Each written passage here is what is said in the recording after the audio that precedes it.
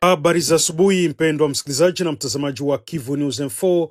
Matumaini yetu ni mzima wa afya kabisa popote pale ambapo unaendelea kutega sikio taarifa zetu za asubuhi ya leo ya tarehe 11 Oktoba mwaka 2025.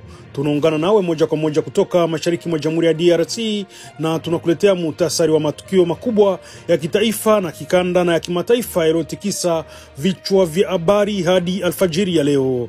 Na kama ilikuwa ndo mara kwanza unakutana nasi kupitia mtandao wa YouTube, kabla chochote basi tunakusihi kufanya kitu kimoja. Usisahau kusubscribe, kulike, comment na kushare. Kwa lugha nyingine wanasema kujabone, kueme vile vile na kupartager. Na basi kama tayari utakuwa umeshafanya hivyo, acha tuendelee kusema asante sana kwa kuchagua Kivu News Info kama kituo chako chema cha matangazo. Nia na mazumuni yetu ya kila siku na kuhakikisha tunakuletea habari sahihi zenye kuaminika tena kwa muda muafaka. Hivyo basi usisite kutuandikia kwenye namba zetu za WhatsApp ambazo unaendelea kuziona hapo kwenye picha na ukatujuza unasikiliza Kivu News Info kiwa sehemu gani, na uende ukatuambia maoni yako aiza mapendekezo yako. Kingine cha kufanya unaweza kubonyeza kwenye titre, nitakupeleka moja kwa moja hapo chini kwenye description ambapo utakutana na linki mbili ambayo moja itasababisha unajumuika nasi kupitia channel yetu ya WhatsApp, na linki ya pili ukibonyeza aiza kuklikia itakupeleka moja kwa moja wewe kujiunga na grupe letu la WhatsApp. Na baada kufanya hivyo itasababisha usipitwe na chochote kipindi ambapo tutakuwa na kupostia habari mpya kupitia channel yetu hii ya YouTube. Langu jina mimi ni Ite Eloge Lulonga. Basi na kualika kuwa na mimi hadi mwanzo hadi mwisho wa taarifa zetu za asubuhi ya leo ya tarehe 11 Oktoba mwaka 2025. Endelea kuwa nasi kwa dakika zijazo ili kupata taarifa sahihi kwa uwazi na kwa sauti ya ukweli kutoka Kivu News Info.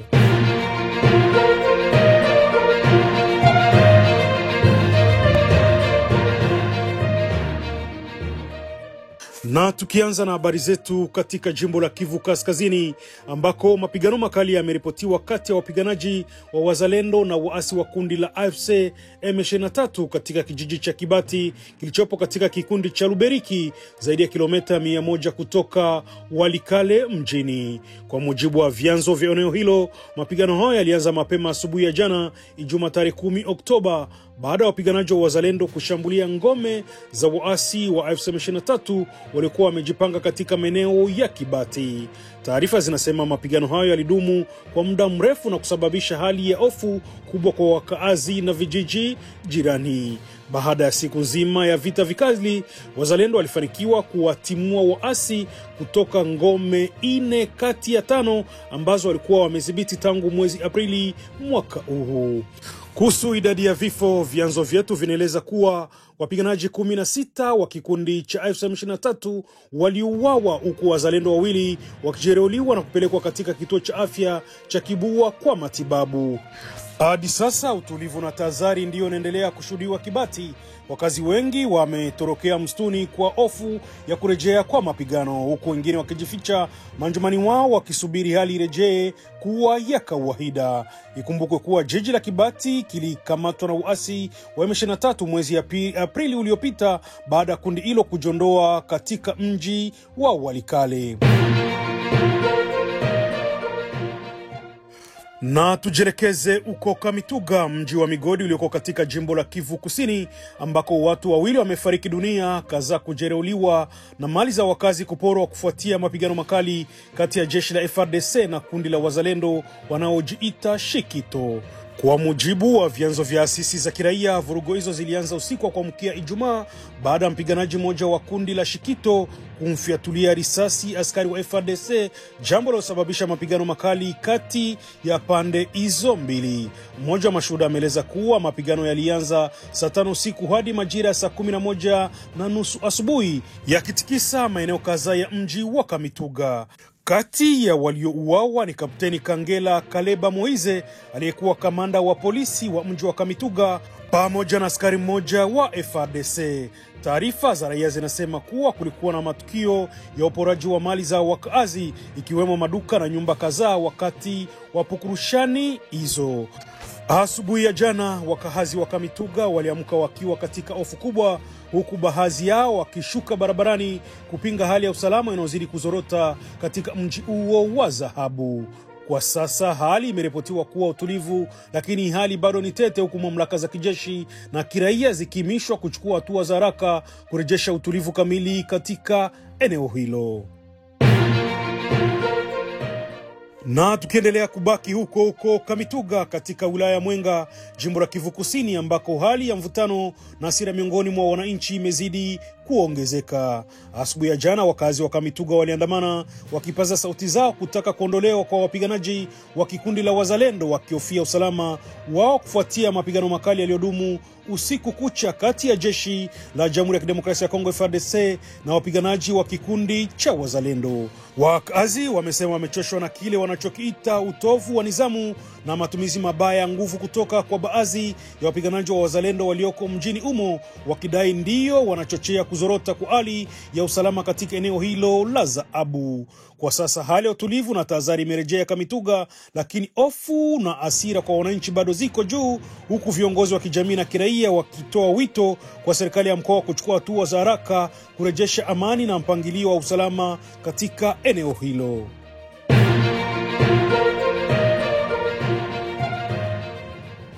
Katika wilaya ya Masisi, jimbo la Kivu Kaskazini, ambako mtu mmoja amefariki dunia na wengine 4 kujeruhiwa baada ya mvua kubwa kunyesha usiku wa Alhamisi tarehe 9 Oktoba katika kijiji cha Rutoboko, takriban kilomita 2 kutoka mji wa Sake. Kwa mujibu wa vyanzo vya utawala wa eneo hilo, mvua hiyo ilianza kunyesha kwa nguvu kati ya saa 10 hadi saa 11 jioni kwa saa za huko, na ilisababisha mafuriko makubwa na maporomoko ya udongo yaliyoharibu maeneo kadhaa na makaazi na mashamba. Mwanamke mmoja ambaye alikuwa akirejea kutoka shambani alibebwa na maji hayo na mwili wake ulipatikana baada ya saa kadhaa. Mwanamke mwingine naye alijeruhiwa vibaya, lakini alionekana akiwa hai.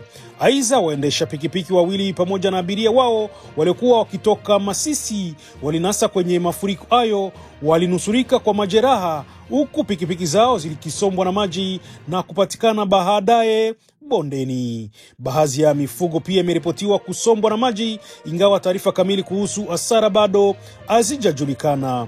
Hadi sasa asubuhi ya leo hali imerejea kwa utulivu katika kijiji cha Rutoboko, lakini mashamba mengi ya kilimo na nyumba kadhaa bado yamefunikiwa na matope. Kiongozi wa eneo hilo ametoa wito kwa mamlaka husika kuingilia kati haraka ili kusafisha mifereji ya maji iliyozibwa, akisema hatua hiyo itasaidia kuepuka maafa kama haya katika mvua zinazokuja.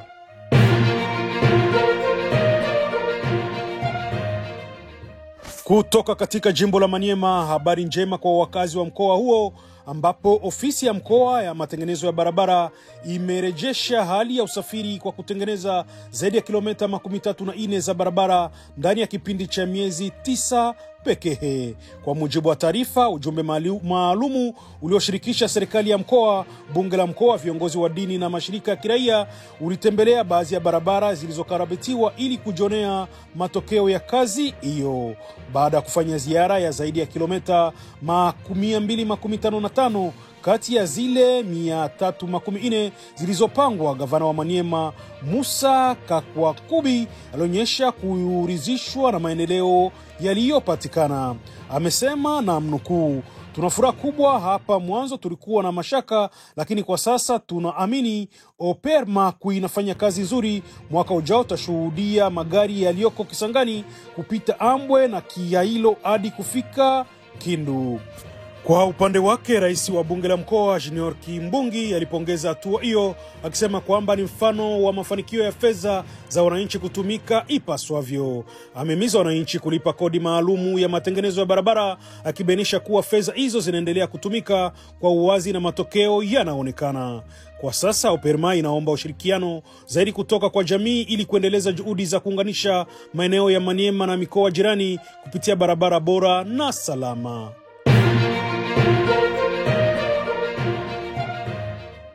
Na tujelekeze uko mjini Kinshasa, mji mkuu wa Jamhuri ya Kidemokrasia ya Kongo. Kauli ya Rais Felix Antoine Tshisekedi ya kuitaka amani na urafiki na Rwanda imezua majibizano makali kutoka kwa upinzani wa kisiasa nchini. Ni baada ya hotuba yake aliyoitoa Alhamisi mjini Bruxelles, ambako alimuomba Rais Paul Kagame wa Rwanda kushirikiana katika kujenga amani ya kweli kati ya mataifa hayo mawili jirani.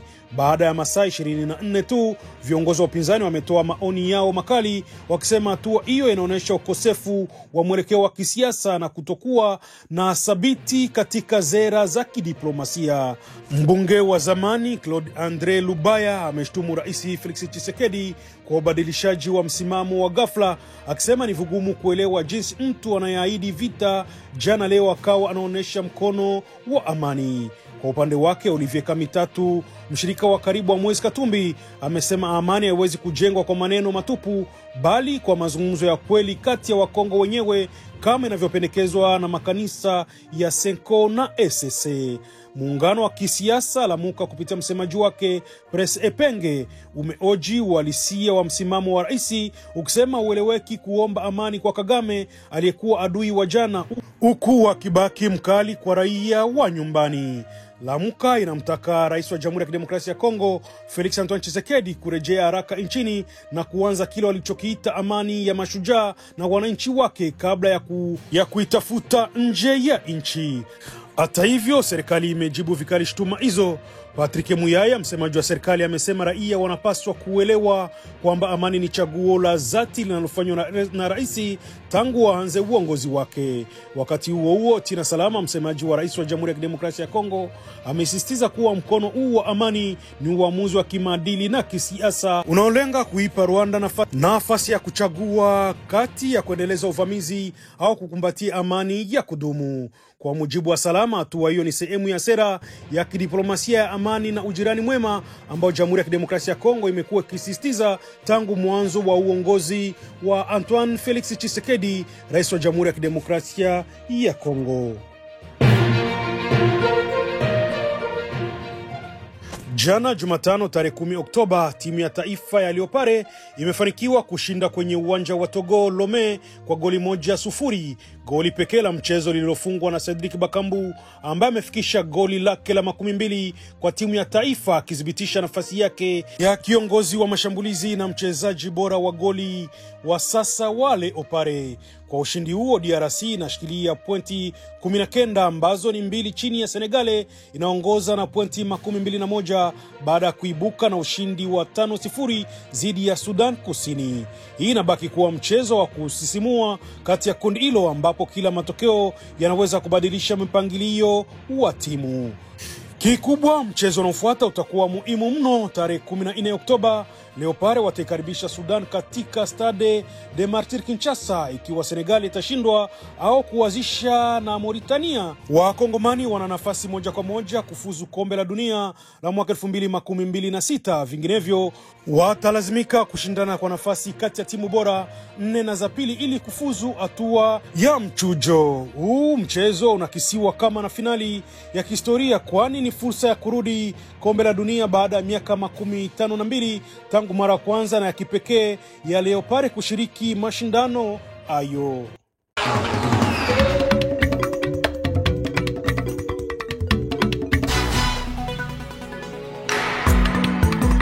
Ombi ya Rais Felix Tshisekedi kwa mwenzake wa Rwanda Paul Kagame kwa kufanya amani ya ujasiri inaendelea kusababisha maoni kutoka pande za siasa nchini. Ni ombi iliyofanyika jana siku ya 4 mjini Brussels katika wito wa amani mashariki mwa Jamhuri ya Kidemokrasia ya Kongo.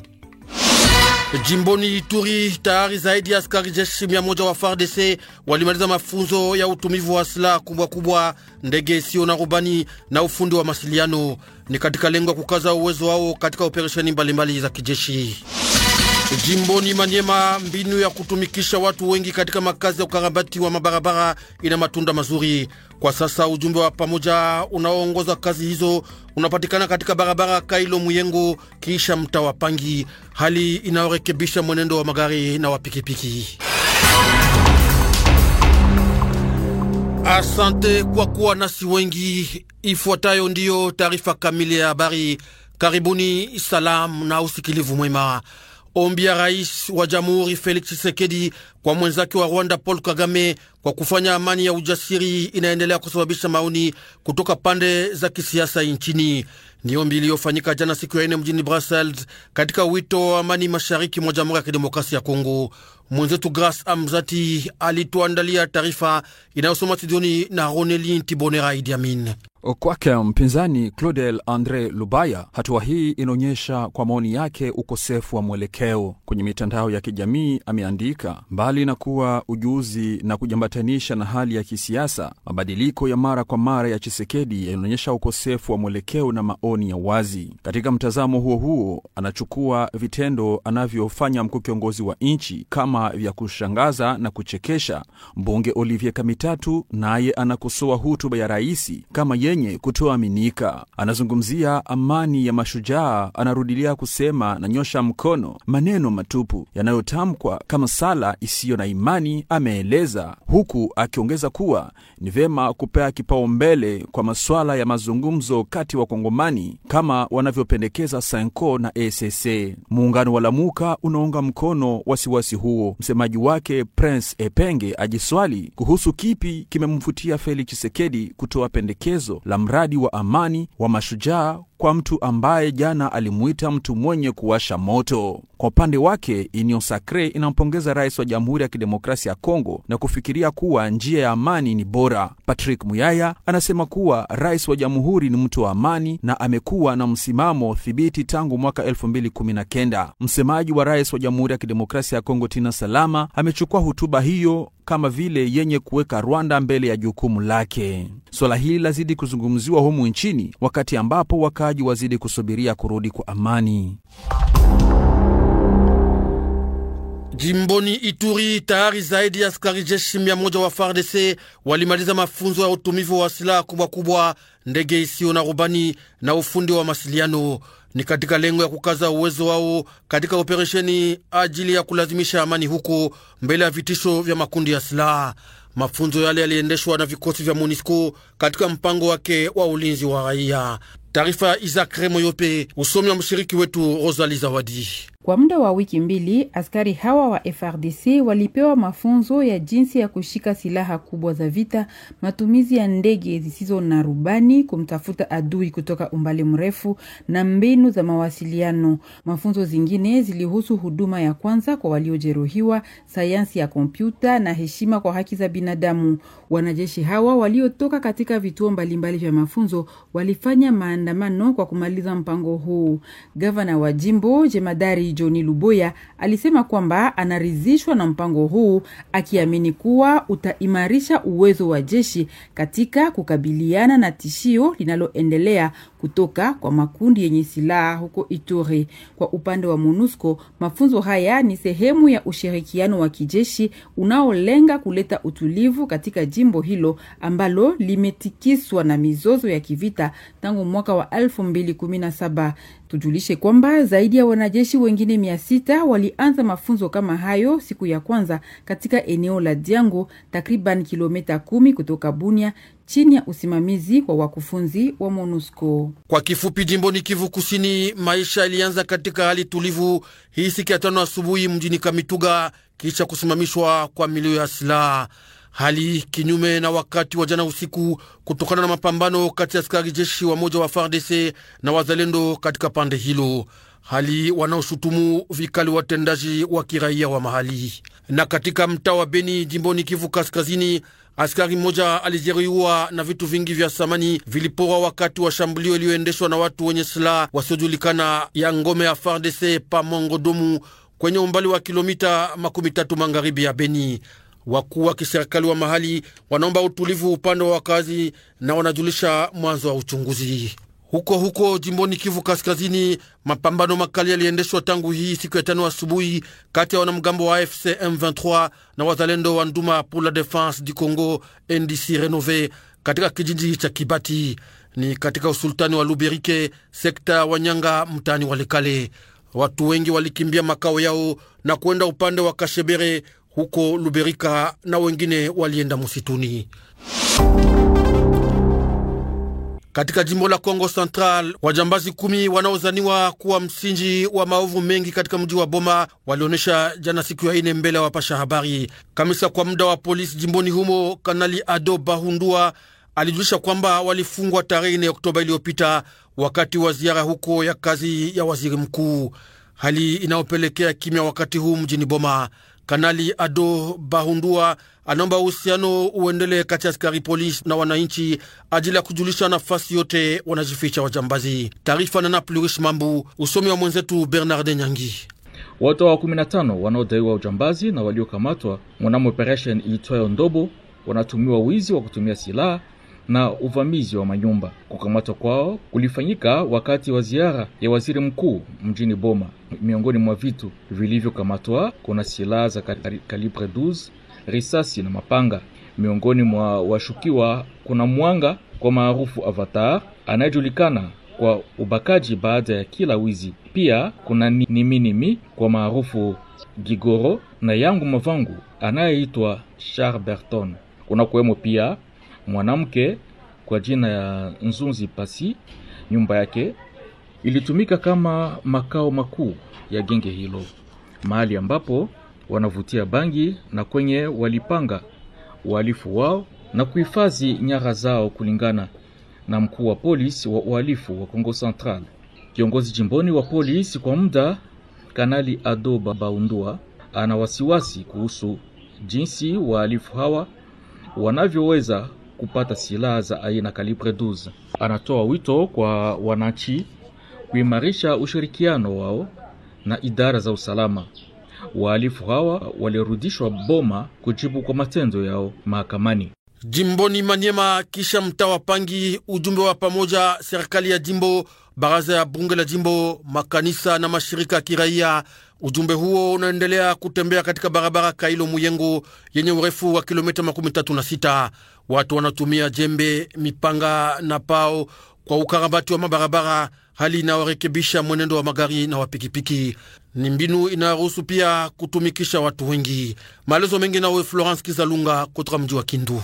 Baada ya kusafiri kilomita 255 kati ya 340 zilizotarajiwa, gavana wa mkoa anafurahi na kusifu kazi iliyoendeshwa kwenye barabara hizo. Musa Kabwankubi: maoni ni ya furaha kubwa sana, kwani ni mara ya kwanza kisha zaidi ya miaka 40 kuona tena mitugari kutoka Kindu ifike Nyoka, ifike mpaka Pangi Centre. Tunafika Lubile, tunafika Kalima, Kailo, Ambo. Tunatumaini kama mwaka kesho tutaona bagari ya kutoka Kisangani itapita hapa Ambo, itapita Kailo na itafika Kindu. Presidenti wa baraza la bunge aliyekuwa mshuhuda kwenye barabara hiyo anapongeza hatua ya mkuu wa mkoa na kuwahimiza watu wa Manyema kulipa ushuru uliokubaliwa. Kibungi Mutanga Junior: kazi kweli inatendeka na mikono, haikuwa hata mashine. Ilikuwa mshangazo kusikia mtu abebe gari kutoka Kindu ende Pangi kupitia Nyoka, lakini leo iko reality. Tuna encourager wenye kutosha pesa hii waendelee kutosha, paske leo inakuwa kwa faida ya population yote ya province ya Manyema. Mkuu wa ofisa ya matengenezo ya barabara ya mkoa anaendelea kualika usindikizi wa wakaaji ili kuendesha kazi hiyo vizuri. Engineer Bertin Kalunga: wakaaji nawaambia waendelee kujikaza, paske ni yabo ni beneficiaire ya njia na ile kidogo makuta kuweza kuwasaidia mabezo yao. Tukirudi huko Kailo, mimi ni Florence Kizalunga kwa niaba ya Radio Okapi.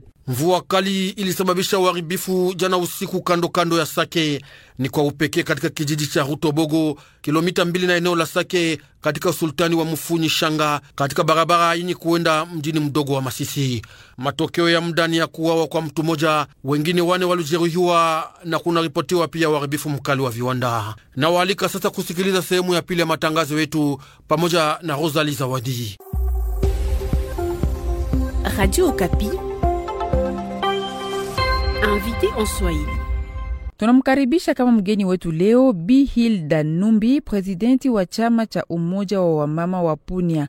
Akiwa mkulima, anatetea ukarabati wa barabara za kufikia kilimo kaskazini mwa Maniema ili kuruhusu wakulima kusafirisha mazao yao kutoka mashambani hadi vituo vya matumizi.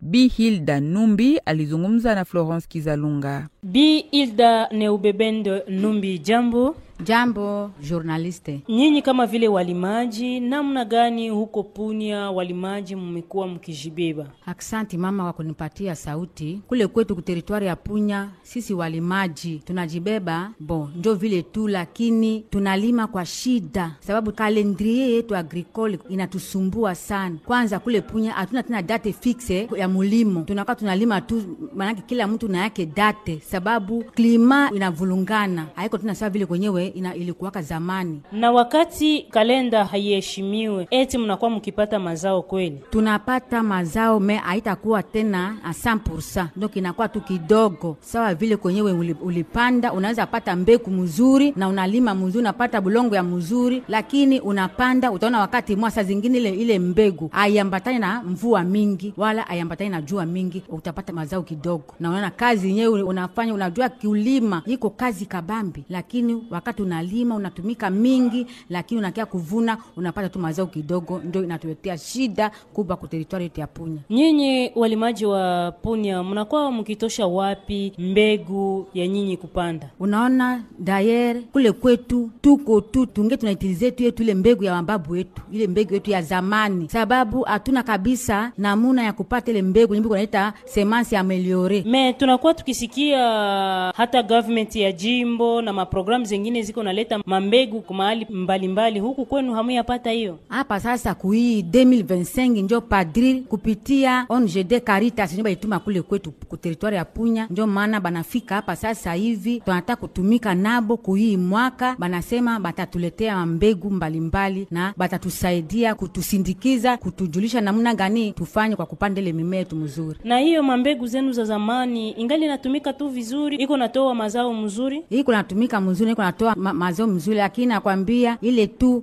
mvulungano ya klima ndio yenyewe inatuvulunga. Hatupate tena mazao sawa vile ilikuwa ya zamani. Sasa apare shida ya changement climatique, shida gani ambapo nyinyi walimaji mmekuwa mkisumbuka nao? Tunakuwa pia tena na shida mama, sababu zamani wazazi yetu walikuwa wanaishi, walikuwa wanasomesha watoto, walikuwa wanatunzisha watoto kupitia kazi ya shamba, mazao ya shamba. Lakini leo tunakuwa na magumu. Unaweza kupata mazao ya shamba lakini hautakuwa na namna ya kuuzisha. Kwa mfano hii wakati watu wote wanakuwa wanavuna mioko, na wakati miogo ya nyangi inakuwa mingi, bei inashuka. Ingine batu ya kule kumapembeni, kwa mfano kule kunjia ya Kowe, Ferekeni, kunjia ya Kasese, namuna ya kutosha mazao kule kuleta pale kushefulia ya Punya hakuna barabara. Maana yake kunakuwa magumu. Punya kunakuwa watu wengi, wa konsomateri ndio wanakuwa wengi, lakini walimaji wanakuwa kidogo. Sasa hiyo mazao yenu wakati mnatosha vile, unasema kama kuna magumu ya kupata njia, mnakuwa mkishia nawe wapi? Maana yake unaona sasa kwa mfano huko kunjia ya sekteri Ulindi, kunjia ya Kowe, mazao yote inakuwa natelemuka Kisangani au ingine inakuwa napanda Kindu. Kunjia ya mai wakaja waweze tena kubeba muziko kumukongo kufikisha Punya. Yote ya njia ya Ferekei na Kowe inafika kubahari, inatelemuka kubariniere, inaenda Kisangani na ingine inapanda Kindu. Hiyo inakuwa matatizo kubwa na waza kwa nyumba za watu. Ndiyo, inaleta matatizo mingi sababu nakwambia watu wanakuwa wengi Punya, na unajua makarieri iko mingi, chakula mingi na kwa toka ndo Kisangani kugari inakia kulisha Punya, na gari kafika fuso 2-3 haitafaa siku 2-3 yote na sambala kwa makarieri. Nini viongozi wanapasha fanya kwa ajili yenu ili mupate kutumika vizuri? Tunaomba, tunalia kwa viongozi kupitia hii ONG Padri, sababu anatuambia kama alipata financement yenye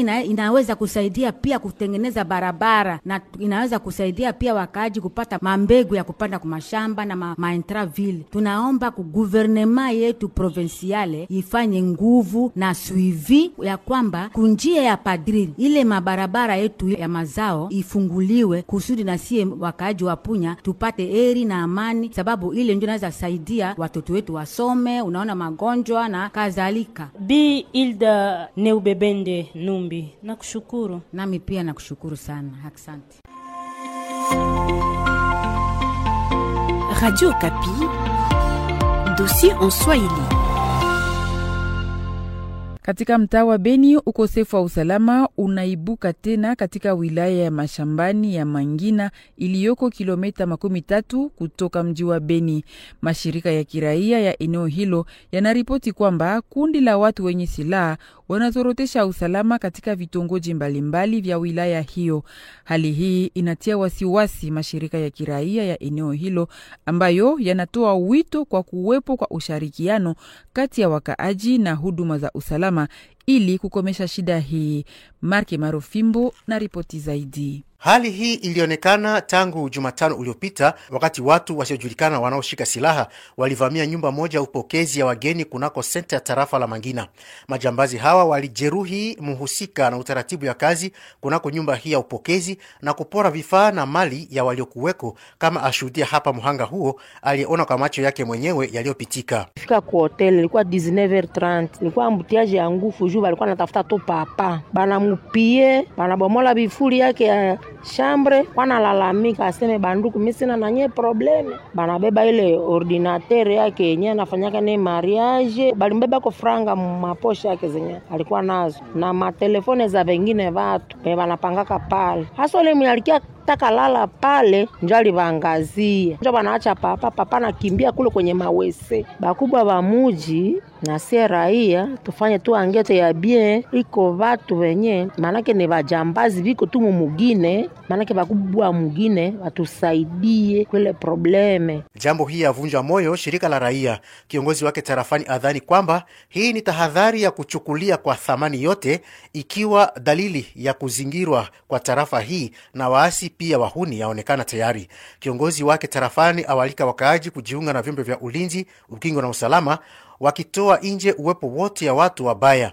Kakule Mongozi Vunyati: wakati tunaendelea kupiga sauti kusema kama adui anakuwa pembeni ya muji wa Mangina huko kunako mashamba, lakini tena mujini kati ya muji kunakuwa tena mabandia nao wenye wanatukosesha usalama. Ni kusema kwa hiyo tunaendelea kuita vyombo ya usalama na hata sisi wa raia tunaona kama tutumike pamoja ili tupate kujua nani anapaswa kuwa ndani ya hii mambo yenye inatatiza raia hapa mjini, na wowote mwenye anapasha kuwa mtu mubaya anatumika na mabandia hao, tukipata kumjua tupate kuleta habari kwenye vyombo ya usalama. Jambo hii yatokea mara tena ikiwa tarafa la Mangina ilipumua usalama na ukimya kwa miezi karibu 3 hivi, ila vyombo vya ulinzi na usalama yatoa habari ya kushikwa kwa mmoja ya majambazi hawa anayetambulika kuwa msimamizi wao. Beni, Mark Marofimbo, Radio Kapi.